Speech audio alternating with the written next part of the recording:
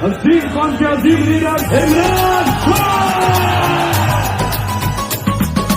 बच्चा बच्चा देखेगा, देखेंगे नौजवान भी, जाया जाने देंगे ना मेहनत ये कप्तान की। ये मुश्किल भी टल जानी है, एक नई तारीख बनानी है। जब वो न थका इतने सालों में, हम कैसे थक जाएंगे।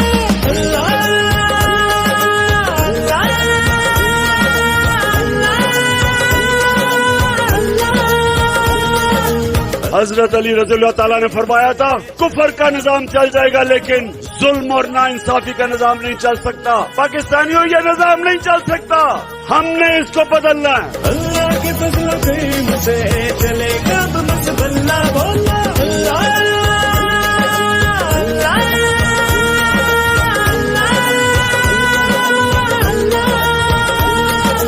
अल्लाह के फजल करीम से चलेगा बस बल्ला।